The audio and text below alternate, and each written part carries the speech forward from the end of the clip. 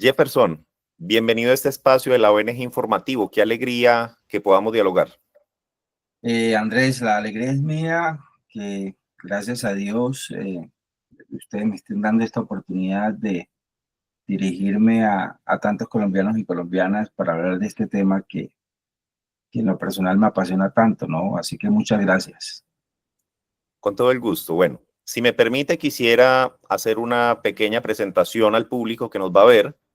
Jefferson Mena Sánchez es un chocuano cristiano, un hombre casado con un hijo adolescente que tiene estudios en ingeniería industrial, en relaciones internacionales y asuntos políticos.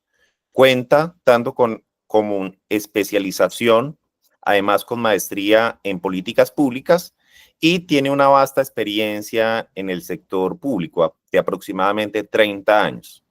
Destaco en esta experiencia que ha sido asesor de alto nivel de diferentes ministerios, diplomático en Vancouver, Canadá, y gobernador del Chocó en el año 2020. Además, ha sido consejero presidencial para los derechos humanos y lo que queremos resaltar hoy, autor del libro recién lanzado, Una nueva estrategia para el Pacífico colombiano. Jefferson, le pregunto, en la administración del presidente Iván Duque, usted, además de ser consejero presidencial para los derechos humanos, usted fue encargado de una política llamada Zonas Futuro, también conocida como Zonas Estratégicas de Intervención Integral. Empecemos por acá. ¿Qué es esa política de Zona Futuro? ¿Cuál fue su responsabilidad? ¿Y por qué el Pacífico colombiano jugaba un papel importante en esa política? Digamos que esa estrategia eh, fue impulsada en el gobierno del presidente Duque, tal y como tú lo avisas. Eh, Fue implementada buscando tener una visión diferente del territorio. Siempre Colombia ha hablado de tener unos territorios, unos departamentos que son en cierta manera problemáticos. Pero en esta estrategia a la conclusión a la que se llegó después de varios estudios muy sesudos fue que posiblemente el problema no era en los departamentos, ni siquiera en los municipios, que era necesario encontrar las veredas donde se presentaban los problemas en esos municipios, en esos departamentos, y atacar directamente el problema en las veredas, en los lugares donde específicamente se presentaban los problemas. Y, y que la problemática de seguridad, esta era una estrategia para el tema de seguridad, y que la problemática de seguridad básicamente eh, tenía que ser solucionada no solamente viendo el vector de fuerza pública, sino que viendo vectores de las instituciones que podrían hacer un cambio en el territorio. Allí fui encargado de desarrollar esa estrategia con un presupuesto especial en el Pacífico Nariñense y en el Chocó, exactamente en el municipio de Bojayá, en el departamento del Chocó. Y fue una tarea que dio muy buenos resultados. Lástima que este gobierno, bueno, como todo lo que hace este gobierno, no, lo hubiera desechado, pero era una estrategia que iba dirigida a convertir esta zona en solucionar el problema de seguridad, pero también a darle un contexto de productividad que para los que somos aficionados a este tema, para los que entendemos estos temas económicos, sabemos que es la solución a lo que se presenta. Le reitero a nuestro público que estamos a escasos días de que se haya lanzado un libro de Jefferson llamado Una nueva estrategia para el Pacífico colombiano. Y en este escenario nos interesa conocer asuntos profundos detrás de esta obra tan valiosa. Jefferson, las siguientes preguntas quiero que usted tenga como punto de referencia dos escenarios. El primer escenario para construir la respuesta es en base a sus vivencias. Sus vivencias es que usted fue una persona criada, su niñez y su juventud, usted las pasó en su territorio, en el Chocó, sumado a sus experiencias. Las experiencias, pues resumámosla tanto en los altos estudios que tiene como en la trayectoria de más de 30 años en el sector público. Con base en esto, resúmanos la realidad de esa crisis humanitaria desbordada, histórica y actual que sufre el Pacífico colombiano. Hablar de mi historia en el Chocó básicamente es hablar de la historia de lo que vivimos todos los chocuanos. Yo nací en Quibdó, Chocó, en la zona norte de Quibdó, una de las zonas más violentas del país, donde nacieron todas estas bandas criminales. Quizás es importante decir, Andrés, sin querer, sin tener otra motivación que la de eh, ser o dar esperanza a muchos de los niños que hoy por hoy están creciendo en estas circunstancias, que yo fui uno de los niños que cuando se ve un niño corriendo detrás de un balón, una pelota de trapo en calzoncillos con la barriguita expandida, yo fui uno de ellos. Eso denota la pobreza en la cual nos tenemos que levantar en el Chocó. Y pronto voy a cumplir 50 años. Y cuando yo miro atrás y veo que aún existen esos niños corriendo detrás de una pelota de trapo en calzoncillo con la barriga expandida, esto me doy cuenta que es muy poco lo que ha cambiado en la realidad de, de los habitantes de la zona de mi departamento. Entonces, este libro lo que busca básicamente es generar unos pilares para que se empiece a discutir una alternativa para el Chocó, y no solamente para el Chocó, sino para toda la costa pacífica, donde el desarrollo económico sea la base fundamental de la transformación del territorio y la solución a problemas como la violencia, la pobreza y la miseria que se vive.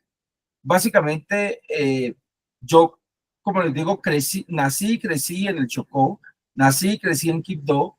Mis primeros años de vida los tuve allá y lógicamente allá hice el bachillerato.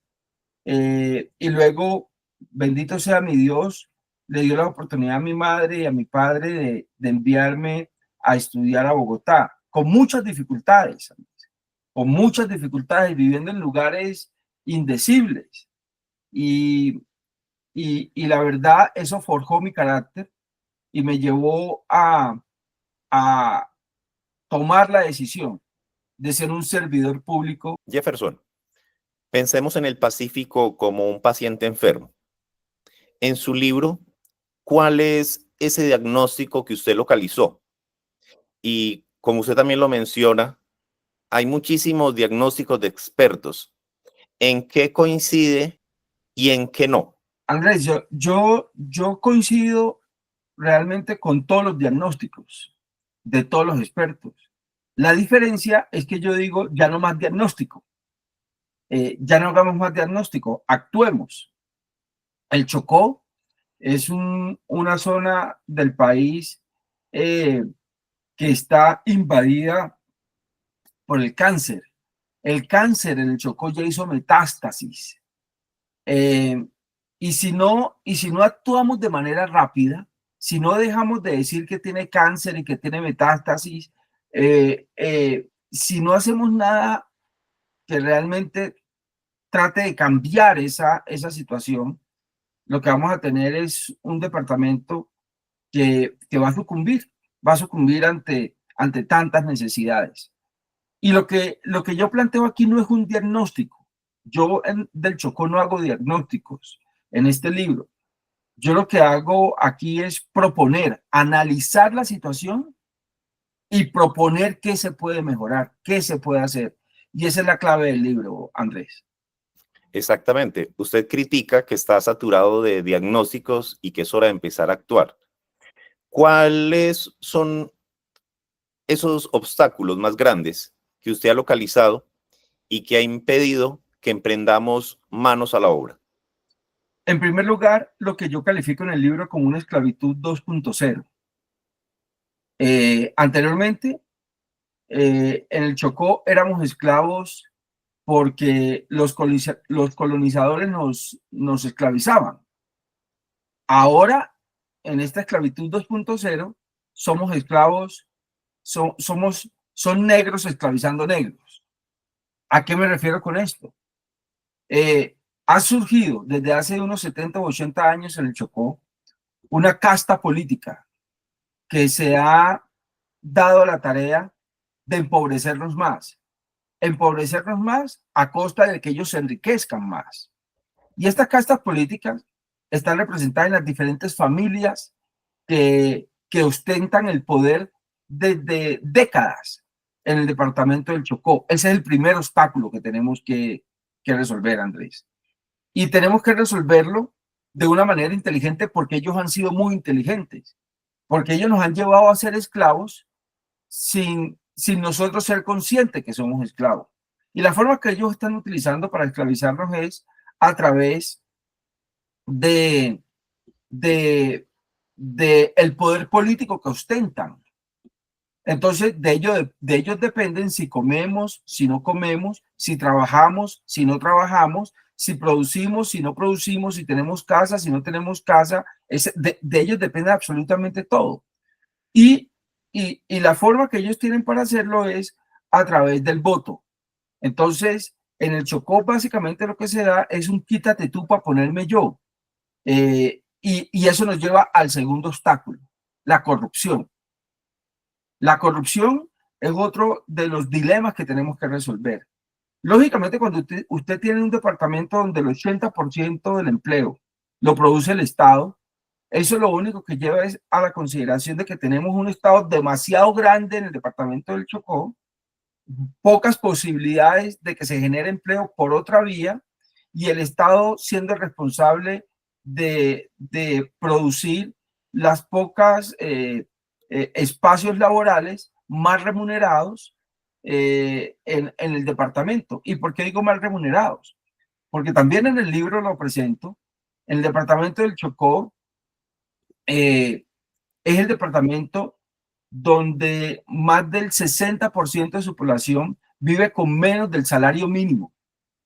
Es decir, de la mano de obra de las personas que trabajan, más del 60% viven con menos del salario mínimo. Una cosa que no se presenta en otros departamentos del país. Entonces, lo que tenemos que hacer también allá es quitarle el poder a estas castas, que son los corruptos, quitarles el poder de que sean ellos los que manejen el Estado. Y eso no lo podemos cambiar de la noche a la mañana. Así que la forma que yo planteo de quitarle el poder a estas castas es a través del surgimiento de entidades privadas que generen empleo, que nivelen la remuneración de los empleados, de los chocuanos, y que generen riqueza en los chocuanos. Una vez esto suceda, Andrés, el poder de las castas, el poder de la corrupción y el poder de los políticos definitivamente desaparecerá porque tendremos un ciudadano mucho más preparado para tomar decisiones por sí mismo y no al son de los recursos que le den por la compra de votos en las elecciones locales. Y quisiera profundizar en dos asuntos que usted acaba de mencionar. El primer punto, la esclavitud 2.0 y el segundo, la corrupción.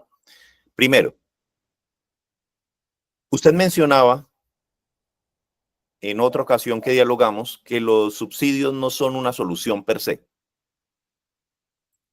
Usted decía que no le permiten desarrollar al ciudadano las potencialidades con que ha sido dotado y que hace parte de la esclavitud 2.0. Háblenos un poquito de estos subsidios. La solución en que han encontrado muchos gobiernos para acabar o para disminuir la pobreza y la miseria en el Chocó es a través de envío de subsidios a a diferentes sectores poblacionales. Esa iniciativa da resultados en el muy corto plazo, pero no a largo plazo. Yo no he conocido un solo país que a nivel de subsidios haya sacado a la gente de la pobreza.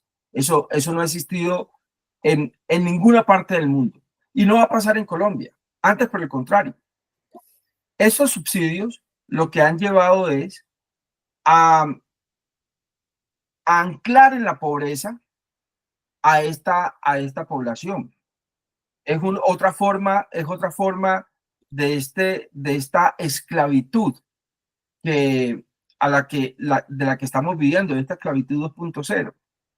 Entonces lo que hay que hacer es no acabar con los subsidios, pero sí convertirlos en un círculo virtuoso, donde las personas puedan recibir el subsidio por un periodo de tiempo. En ese tiempo se puedan capacitar en una especialidad y después brindarles la oportunidad para que puedan desarrollar esa especialidad. Así que el subsidio, que hoy viene siendo un ancla para la pobreza, tiene que convertirse en una herramienta que lleve a la gente a ser productiva, a especializarse en una materia, en una tarea, a tener, digamos, el conocimiento, adquirir conocimiento en la tarea que ellos escojan, y después de eso tiene que salir, tiene que cesar el subsidio para permitir que esta persona se desarrolle productivamente. Es la manera como yo lo veo. Si Colombia persiste en manejar el tema de la pobreza a punta de subsidios, en primer lugar, tenemos que entender que la economía es el estudio de la escasez. No hay suficiente dinero para lo que se tiene que hacer para que las personas salgan de la pobreza. Y en segundo lugar, lo que estamos haciendo es anclar a esa persona a vivir secula seculorum en un mundo de pobreza y de miseria. Usted reflexiona acerca de la corrupción, un fenómeno destructivo, un fenómeno muy profundo. Yo quisiera que nos profundice un poco acerca de este concepto, pero desde una perspectiva como usted se define, como cristiano. Es decir, desde la necesidad de que surjan nuevos liderazgos, nuevos personajes que amen de manera sincera a sus conciudadanos, sin ambiciones y, lo más importante, que tengan temor de Dios. Yo soy un servidor público, y el concepto que tengo de servidor público es que el servidor público está allí para ser el empleado de la comunidad, de la sociedad. Nosotros nos debemos a la sociedad. El servidor público no está para que le tiendan tapete rojo cuando va al territorio. No, el servidor público es el que tiende el tapete rojo para que las personas cambien por allí. Nosotros somos unos, sí, empleados de la comunidad, y trabajamos para la comunidad. Las escrituras nos dicen que no hay mayor amor que aquel que está listo a dar la vida por el amigo. Y eso es lo que creo que una de las grandes enseñanzas que el servidor público tiene que poner en práctica. Esto no se trata de nosotros, Andrés. No se trata de qué tan inteligente podamos ser, o no se trata de cumplir nuestros sueños y aspiraciones. Tampoco se trata en convertirnos en personas demasiado prósperas y ricas. No se trata de eso. Aquí se trata de ponernos a nosotros de último y convertir a la sociedad y al pueblo colombiano de primero. Un político, Andrés, un político que sea ostentoso de su riqueza y que acumule riqueza, se le tiene que mirar al menos con sospecha, La política digamos, los recursos que recibe un servidor público no da para acumular riquezas. Y la corrupción no es más que el más grande desprecio que una persona puede mostrar por el otro, porque le está robando de sus recursos. Porque tengamos en cuenta una cosa, Andrés, y creo que los colombianos muy poco pensamos en esto, y es los recursos que maneja un país provienen de sus ciudadanos. Es decir, somos nosotros los ciudadanos los que generamos los recursos para que el país se sostenga. Así que robarse la plata no es más que saquearle el bolsillo a ese ciudadano que con mucho sacrificio se levanta todas las mañanas a trabajar honestamente. Es esa corrupción la que ha invadido, Andrés, la política colombiana y sobre todo la política chocuana.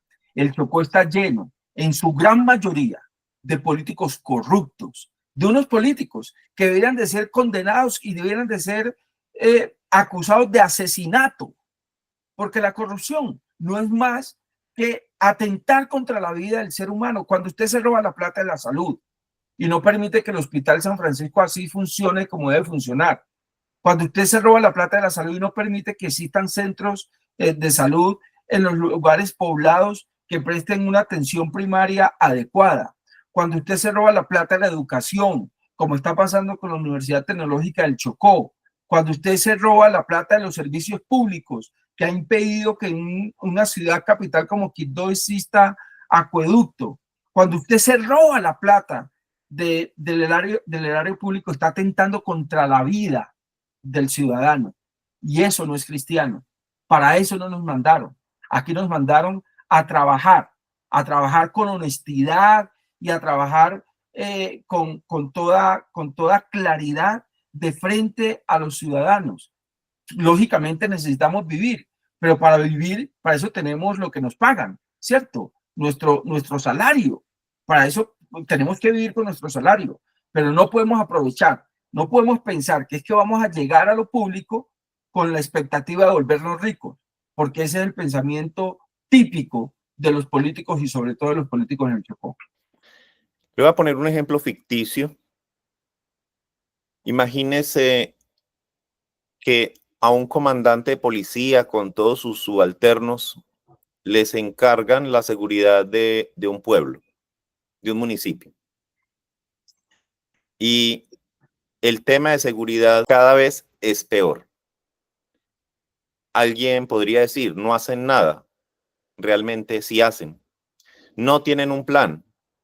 Seguro sí lo tienen. Usted menciona esto en otras palabras hablando de desarrollo del territorio.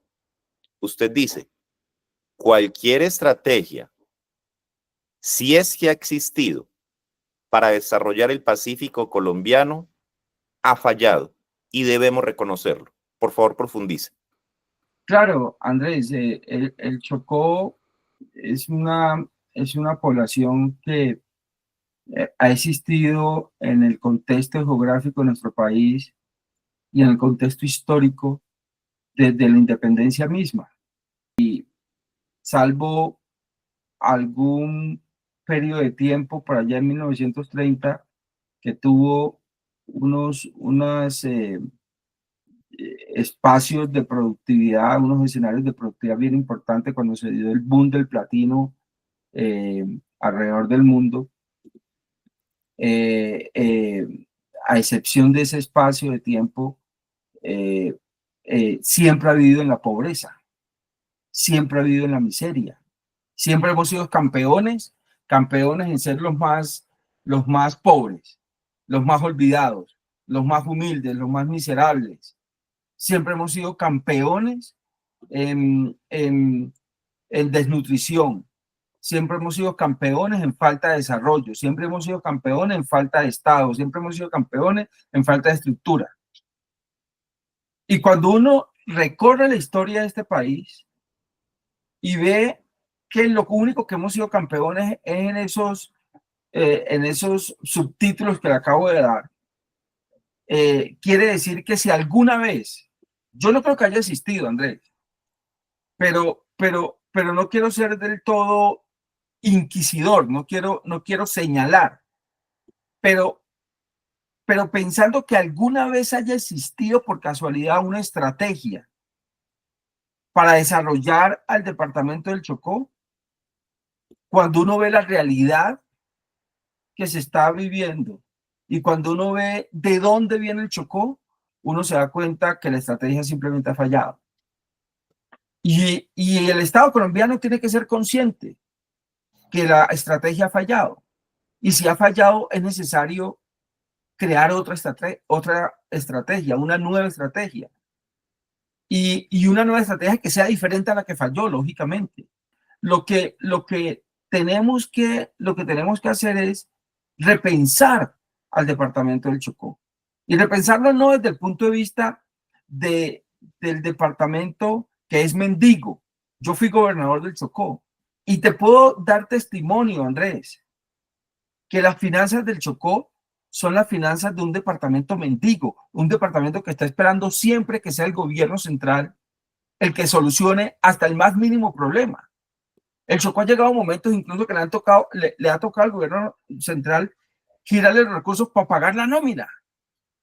Es increíble, es increíble.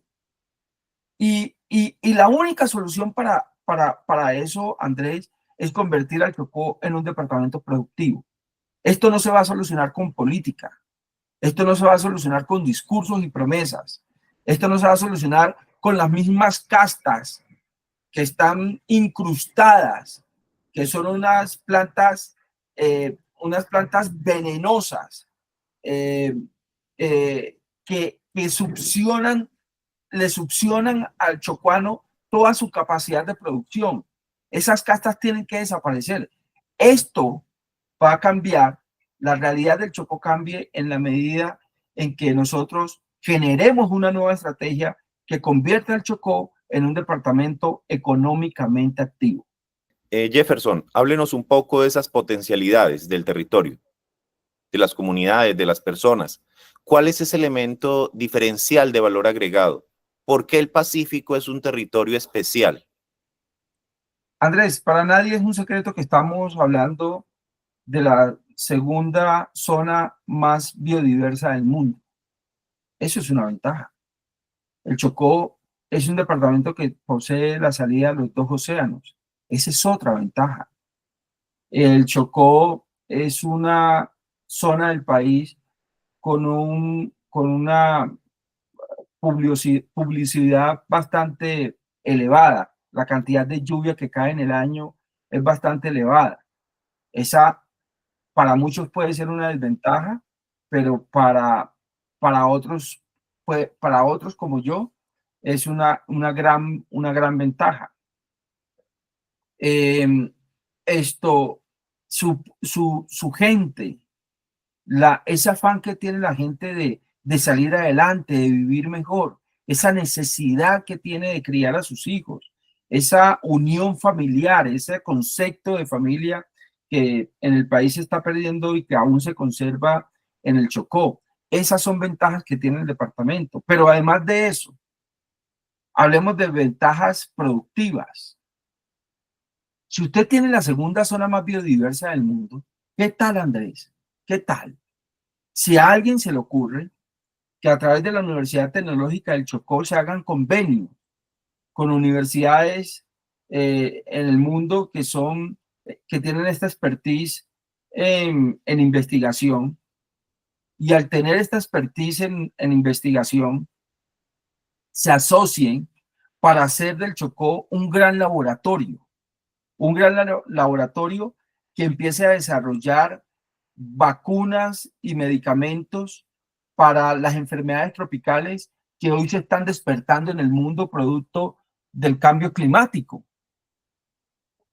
¿Qué tal si existiera un gobierno que quisiera poner a consideración del mundo la posibilidad de tener un gran laboratorio para generar estos recursos que hoy está necesitando el mundo? Hoy en Colombia escuchamos de enfermedades que uno pensaba superadas hace mucho tiempo: el dengue, la fiebre amarilla, el paludismo, es decir, todas esas enfermedades tropicales que seguramente,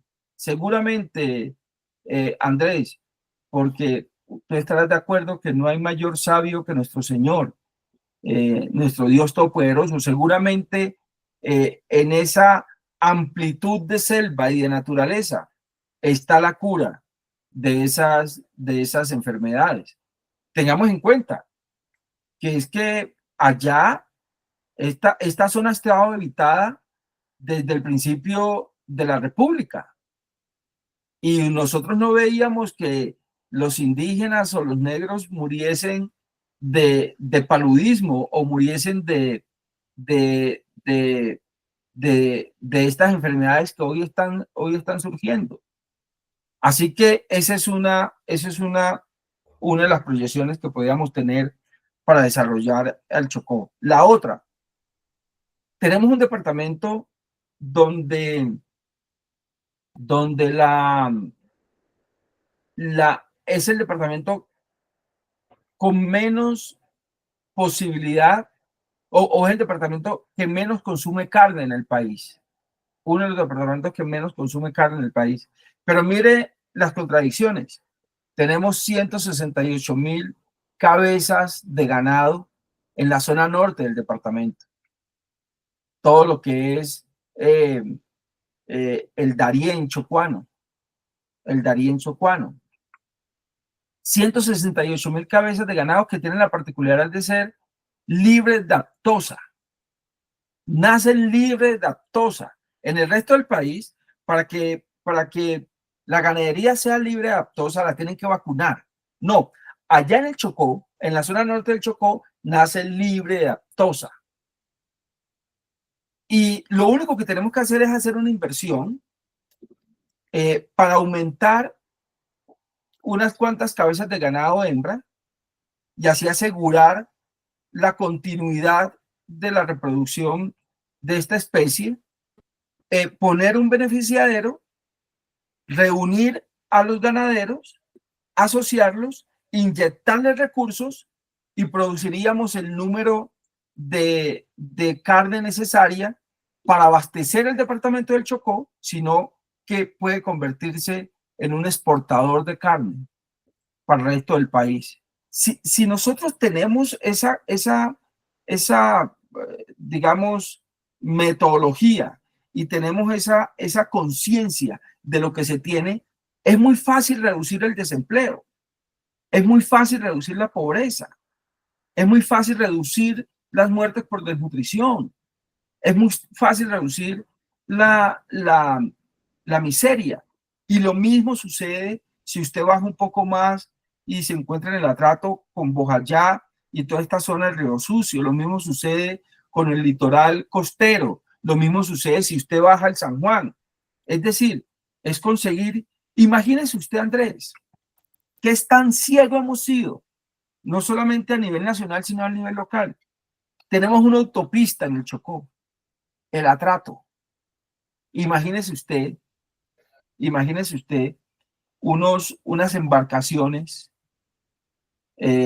tal como las que recorrían el Mississippi por allá en los años 50, unas embarcaciones como esas, bien atractivas, bien bonitas, recorriendo el atrato por todos sus ramales, haciendo turismo, enseñándole a la cantidad de personas que están llegando al Chocó a hacer turismo las bellezas de esa naturaleza. Imagínese usted convirtiendo al atrato en esa gran autopista que genere desarrollo, productividad, empleo, convirtiendo a Quibdó en un centro financiero que reúna los recaudos de todos los emprendimientos productivos que se generen a través de estos clústeres de producción en el Chocó. Es decir, sacar al departamento del Chocó de la pobreza y convertirlo en productivo es fácil y es económico, Andrés. Y lo único que se necesita es decisión. Y déjeme terminar con esto.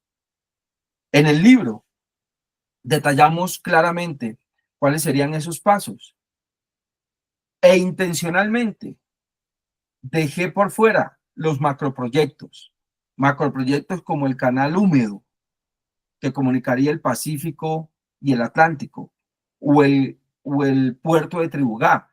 Y lo dejé por fuera por una razón, por varias razones. Una de ellas es que Colombia no tiene un historial muy bueno en temas de macroproyectos. Colombia es un país que le teme a los macroproyectos, a pesar que estos son tan importantes y estos lograrían solucionar graves problemas. Pero Colombia le tiene miedo a los macroproyectos.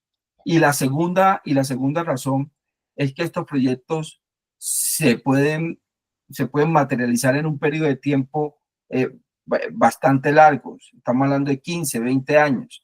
Y lo que necesitamos es activar esta economía lo más pronto posible, y es a través de estos proyectos como el que le acabo de mencionar que lo podemos hacer. Excelente. Y quisiera retomar sus últimas palabras para reafirmar que efectivamente la región del Chocó rompe récords negativos en todas las áreas, pero que tiene una riqueza humana, ambiental y geográfica inigualable. Háblenos de una manera muy sucinta, por ejemplo, de este megaproyecto de el canal húmedo del Chocó, como una opción real, como una realidad posible.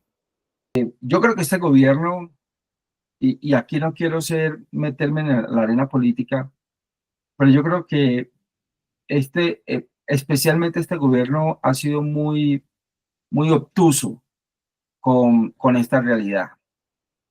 Yo creo que no hay un proyecto más importante en el que Colombia se pueda embarcar hoy por hoy que en este proyecto del canal húmedo que comunica el Océano Pacífico y el Océano Atlántico. Por una razón muy sencilla, Andrés.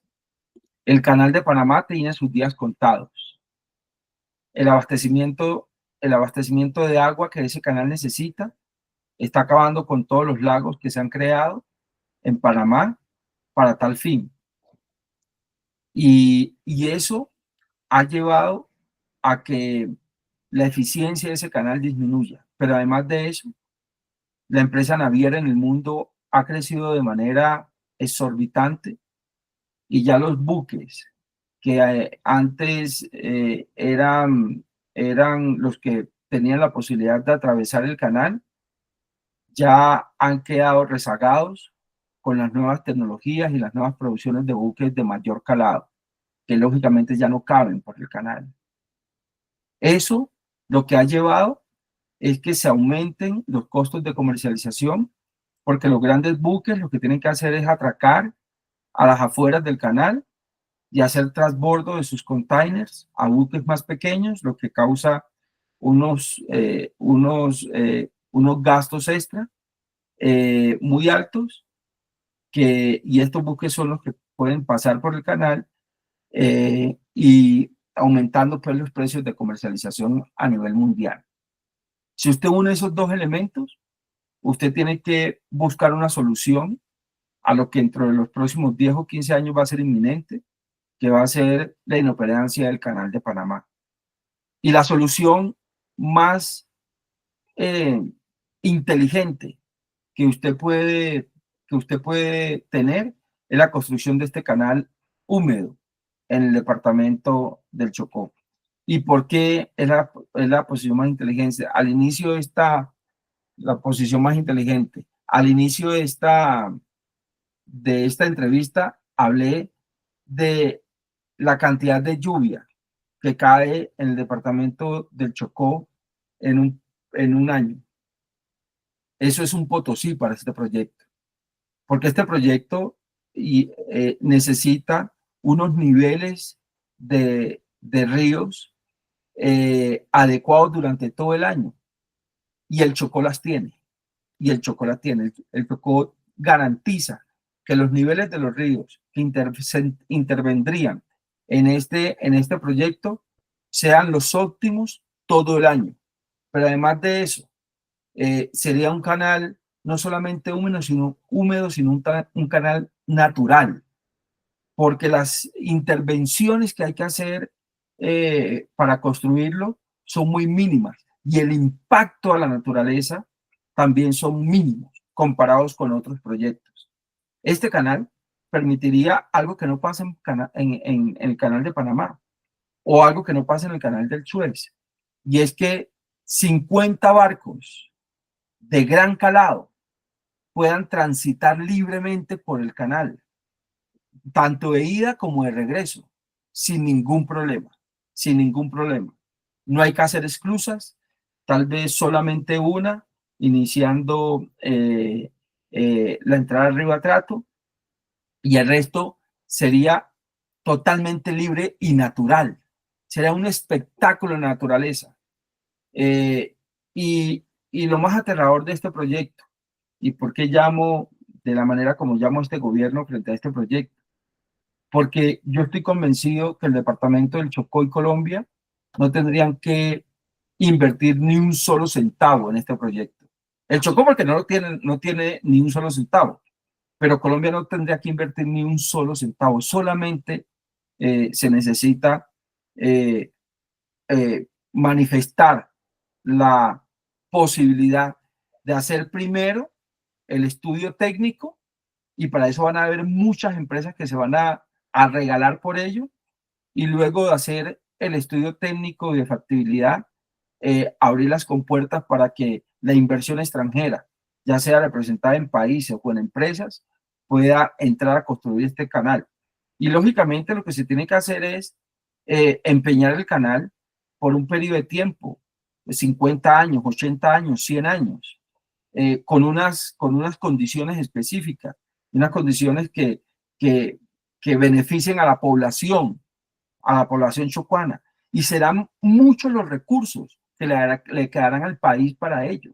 Y saldríamos de la pobreza no solamente de Colombia, sino del Chocó en un corto tiempo. Así que este canal es una verdadera, digamos, promesa, si se quiere decir, para lo que sería la economía colombiana y el Chocó. Lástima que hoy por hoy nadie lo esté viendo. Es una opción real, es una realidad posible, pero lastimosamente usted dice que en Colombia no tenemos esa capacidad de pensar en grande. En su libro está el argumento de que pensar en el Pacífico es pensar en grande, pero que a nosotros como colombianos nos cuesta, nos asusta. Nunca hemos tenido como esa mentalidad de grandeza, de soñar en grande, de ejecución. Prácticamente ignoramos también, y eso nos hace ignorantes, que estamos en una época de grandes avances científicos, de grandes avances tecnológicos, que muchas cosas que no caben en nuestra cabeza sí son posibles.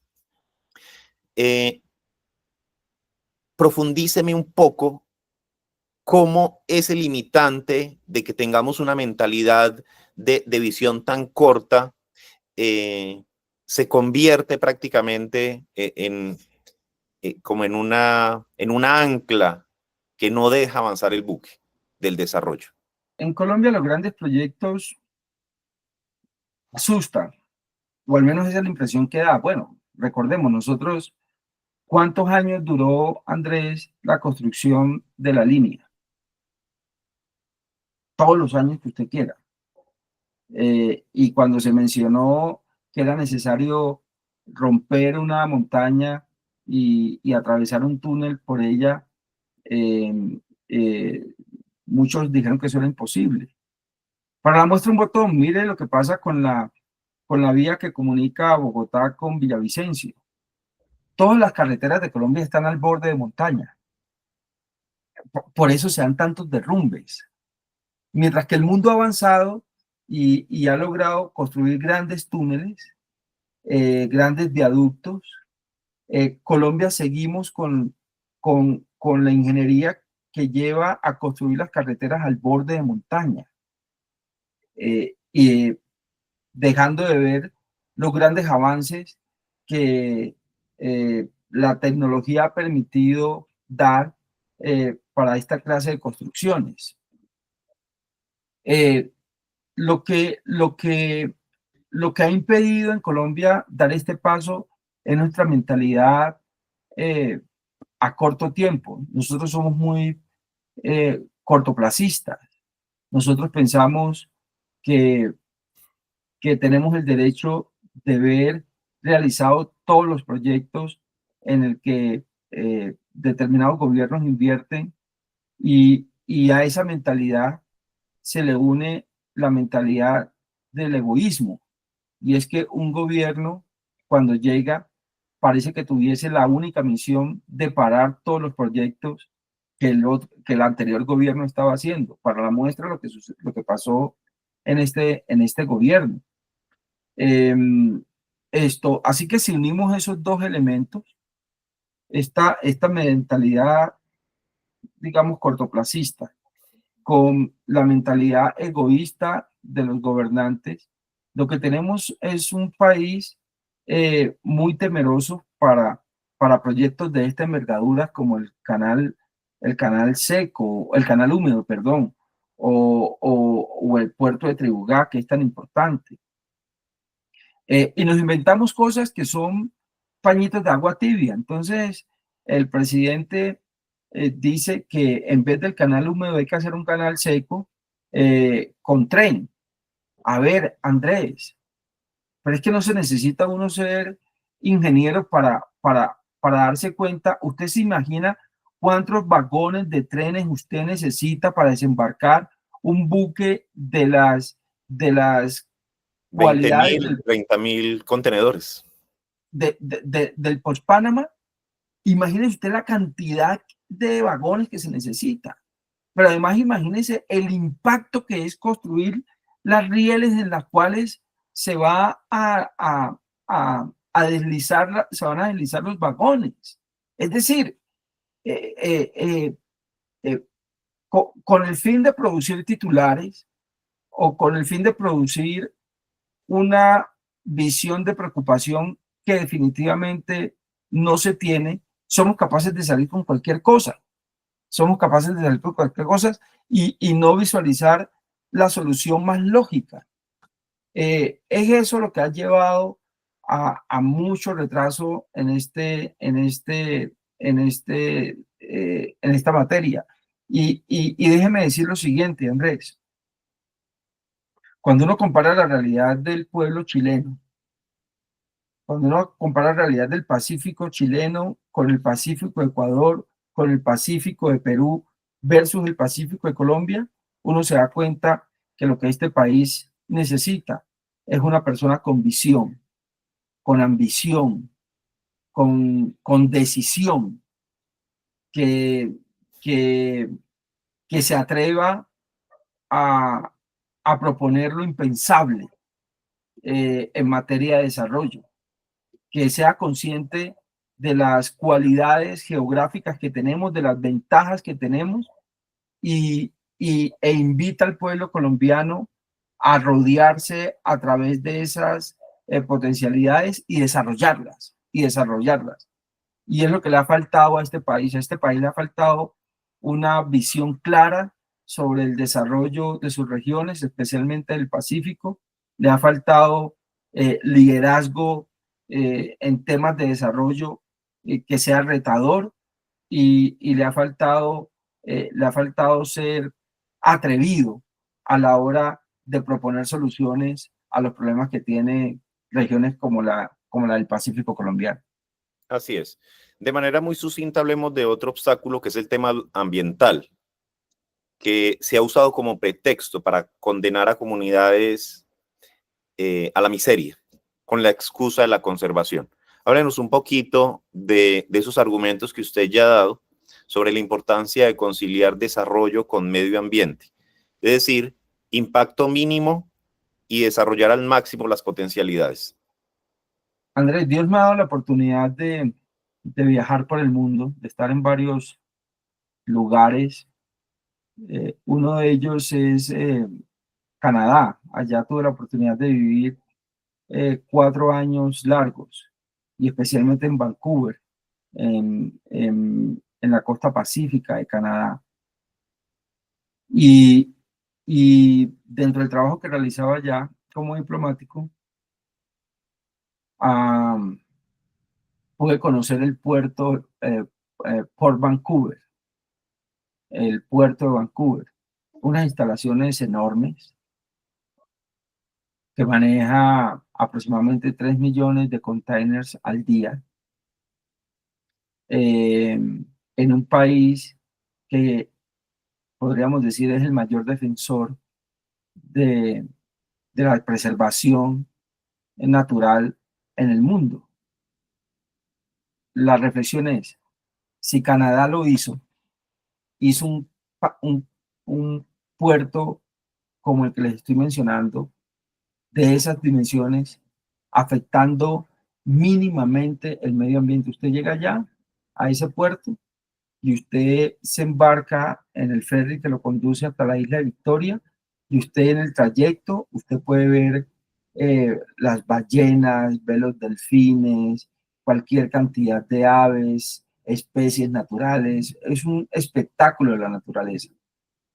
Si Vancouver lo hizo, si Canadá lo pudo hacer en Vancouver, nosotros lo podemos hacer en Colombia. Así que ese tema de que no hay que tocar el Chocó, porque el Chocó hay que conservarlo, y de esa manera condenar a la gente a seguir muriéndose de hambre, a seguir viviendo en los niveles más bajos de pobreza y de miseria, única y exclusivamente porque nos escudamos en el tema de la conservación del medio ambiente, es una canallada, por no decir menos, si me excusan la palabra. Uno no puede condenar a toda una comunidad a vivir en las condiciones en las que se vive en el Chocó, única y exclusivamente por un falso y equivocado concepto de conservación que, que riñe con el desarrollo. El desarrollo y la conservación no son antagonistas. Uno puede hacer desarrollo conservando, y uno puede sacar a la gente de la pobreza y de la miseria, logrando coexistir esas dos herramientas. No puede ser que la riqueza natural sea la mampara para que el desarrollo no llegue al departamento del Chocó. Antes, por el contrario, deberíamos de aprovechar esa, esa, digamos, ventaja que se tiene para explotarla de una manera racional, de una manera inteligente. Recordemos lo que dice el Señor en Génesis, si no estoy mal, Génesis 4. El Señor en Génesis 4 dice, sujuzgar la tierra, es decir, gobierna sobre la tierra. Fue la orden que le dio Dios Todopoderoso al hombre. Y ese su juzgamiento o esa gobernanza, ¿en qué va? Va en la buena gobernanza, va en la gobernanza inteligente, en la gobernanza de explotar los recursos de manera adecuada, tal como lo hacían nuestros antepasados. Andrés, es que nuestros antepasados también vivían de lo que producía la naturaleza. Pescaban en ciertas temporadas del año cierto tipo de pescado, luego caminaban hacia otro territorio y recogían lo que la tierra daba en otra temporada del año, y luego cazaban en cierta temporada del año y cazaban lo suficiente y lo necesario para subsistir, y luego se desplazaban y dejaban que en ese lugar se volviera a recrear la naturaleza y a producir y a de cierta manera restaurar lo que se había gastado, y así vivían. Eso es una manera inteligente de convivir con la naturaleza. Igual lo podemos hacer ahora. Así que estos ambientalistas que muy convenientemente, porque son convenientes, buscan su beneficio, no están pensando en el beneficio del territorio ni el beneficio de su gente, son convenientes, se arropan bajo esa capa de ser ambientalista para prohibir cualquier proyecto que allá suceda. Es simplemente una forma egoísta y una condena a una población que tiene la necesidad, Andrés. El Chocó tiene la necesidad de salir adelante. Los chocuanos tenemos el derecho de vivir mejor, porque no lo hemos jugado por este país tanto como se lo han jugado otros por lo que hoy tenemos. Así es. Y le pongo el ejemplo. En el relacionamiento humano, muchos no quieren herir ni ofender, por ejemplo, a sus seres queridos, pero lo hacen. De igual manera, nadie quiere aislar ni relegar ninguna región colombiana, pero lo han hecho. ¿Usted siente que históricamente del poder central se ha aislado el Pacífico colombiano? Andrés, aquí tengo que ser sincero y decir, uno de los capítulos de este libro analiza los programas de gobierno de los últimos presidentes de la República. Y yo tengo que decir, Andrés, que han existido presidentes de la República con mucha intención de hacer del Chocó algo diferente. Virgilio Barco, Andrés Pastrana, con todo lo que se le critique, Álvaro Uribe, con todo lo que se le critique, Iván Duque, con toda la inversión que hizo. Son gobiernos que han querido de alguna manera cambiar la realidad y darle una misión, una vocación al departamento del Chocó. Pero se han encontrado con diferentes obstáculos. La misma comunidad que no ha permitido en el Chocó, que no ha permitido que se arranquen las obras que comunicaría que comunicaría a Colombia con Nuquí, la carretera Ánimas-Nuquí, por este tema de las consultas previas, que es otro elemento que ha jugado en contra del desarrollo de esta población. Y aquí quiero aclarar, no es que yo esté en contra de la consulta previa, todo lo contrario, yo estoy a favor de la consulta previa, pero no estoy de acuerdo, pero sí estoy en contra, sí soy enemigo de la manera como se está implementando, de la manera como se está utilizando.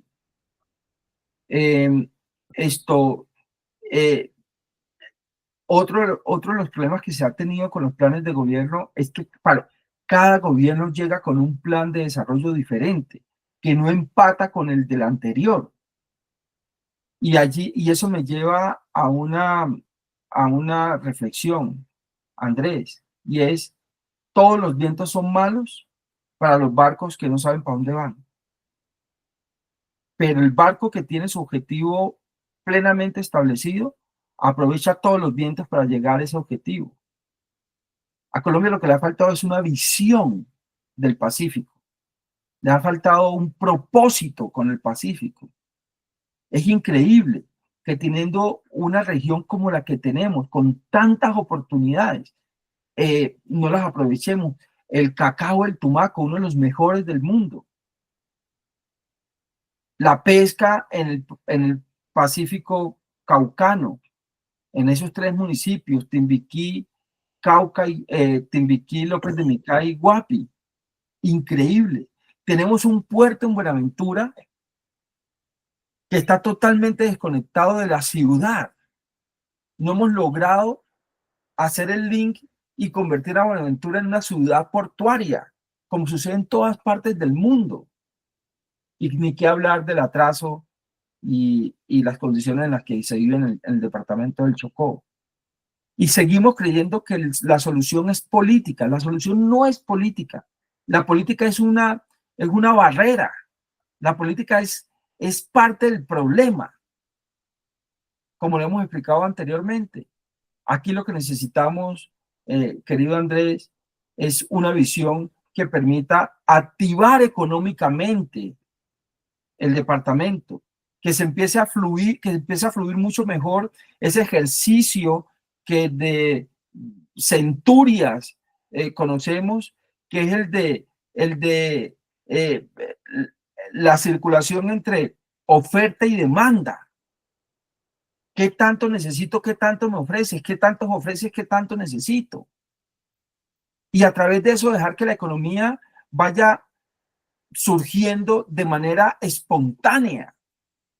Eso es lo que necesitamos en esta zona del país, ponerla a producir, para que esa producción no solamente abastezca a su población, sino que abastezca a Colombia y a otros lugares del mundo. En su concepto, ¿existe discriminación estructural desde el Estado hacia estos territorios y comunidades? Cuando hablo de estructural, me refiero a invisible, normalizada, difícil de reconocer, de identificar. Eso es una discusión que muchos antropólogos y filólogos y sociólogos están teniendo ahora sobre esa discriminación estructural. Yo no niego que exista. Yo no voy a negar que puede existir algo de ello. Y no voy a negar que algo de ello puede también afectar e influir en las condiciones de vida que hoy se tienen allá, pero yo no creo que sea de la magnitud como que se presenta. Yo no creo que sea una especie de estrategia mantener al Chocó y a la zona del Pacífico eh, sin desarrollo porque son pueblos étnicos. No creo. Yo creo que Colombia ha avanzado mucho en esa tarea y creo que los mismos pueblos étnicos han dado una lucha y han tenido unas victorias que han sido muy importantes y que han permitido que esas circunstancias vayan desapareciendo. Yo lo que creo es que aquí ha habido una falla, tanto del nivel territorial de la región misma, de la forma como se concibe el desarrollo en la región misma, de sus gobernantes, como del nivel nacional. Creo que tanto la dirigencia territorial como la dirigencia nacional son igualmente, en igual proporción, culpables de lo que está pasando, hoy. Y lo digo porque, por un lado, y lo menciona en el libro, los funcionarios públicos que llegan a departamentos como el Chocó y se encuentran con esta polarización tan tremenda entre sus mismos habitantes, lo cual da como resultado la generación de tantos problemas y tantos obstáculos que impiden concretar el trabajo que se va a hacer, inspira en el funcionario público el sentimiento de no volver, de no querer volver. Y cualquier iniciativa y entusiasmo que tengan de desarrollar X o Y proyecto se les va mermando por la cantidad de conflictividades internas que hay en el territorio e intereses de sus líderes. Así que lo primero que uno tendría que hacer, Andrés, para dejar de hablar de esta segregación estructural, de este tema del que tú me mencionas, es primero que todo generar procesos que nos permitan ponernos de acuerdo internamente sobre el departamento que queremos, sobre la vocación que le queremos dar al departamento. Y una vez nos pongamos de acuerdo, sí, buscar los canales nacionales para que los canales nacionales sean ese conducto por el cual lleguen los recursos necesarios para desarrollar en los proyectos en los cuales nos pongamos de acuerdo. Pero es necesario que nos quitemos este ropaje de pobrecitos. Es que como soy negro, me lo tienen que dar todo. Como soy negro, hay una deuda histórica que me tienen que pagar. Eso ya no funciona, Andrés. Eso ya no funciona. Las sociedades han evolucionado tanto que si tú no te pegas en el rol del desarrollo, simplemente te quedas atrás y no hay tiempo de recogerte.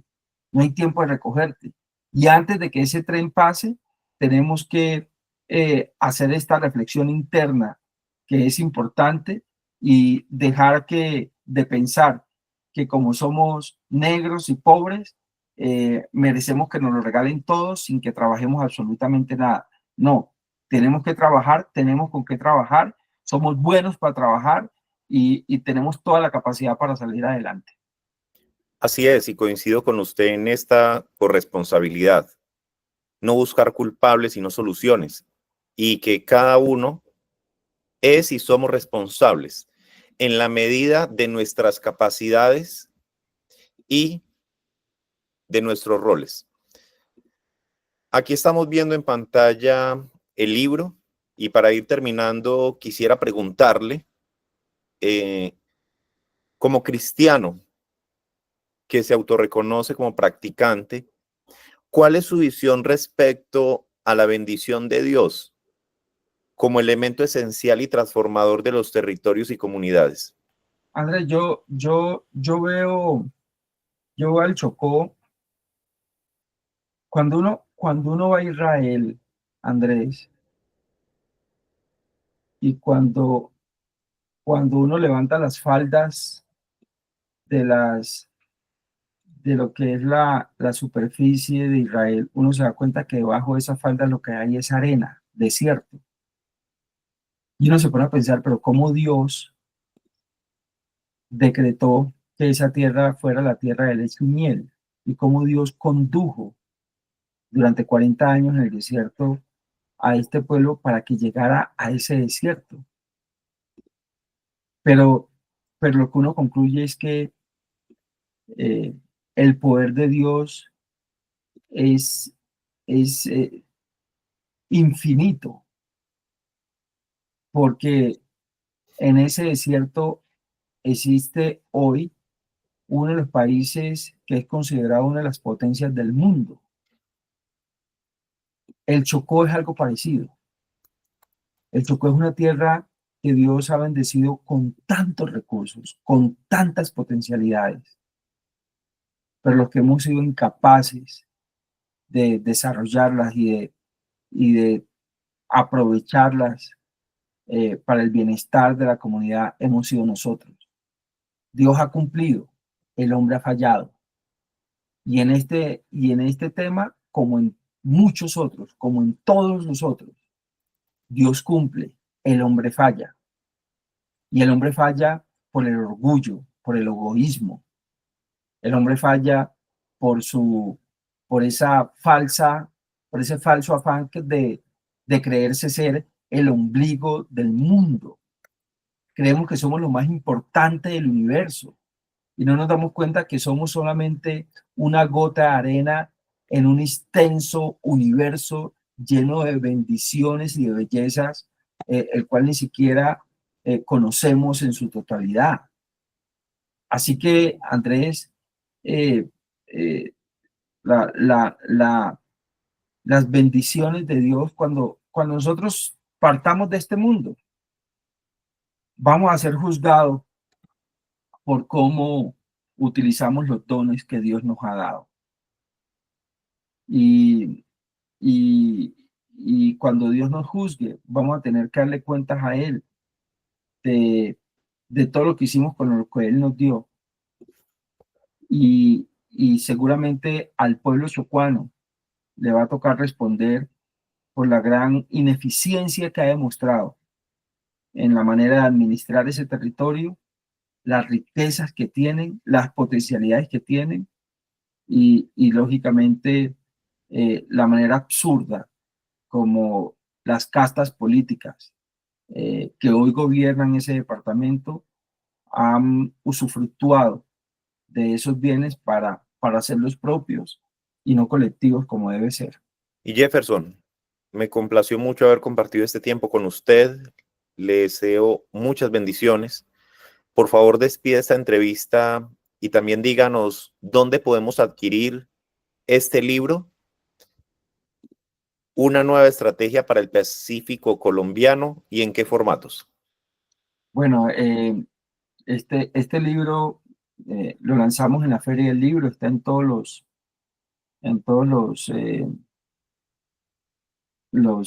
lugares dentro de la Feria del Libro, donde se exponen las diferentes publicaciones, las recientes publicaciones de diferentes autores hoy por hoy.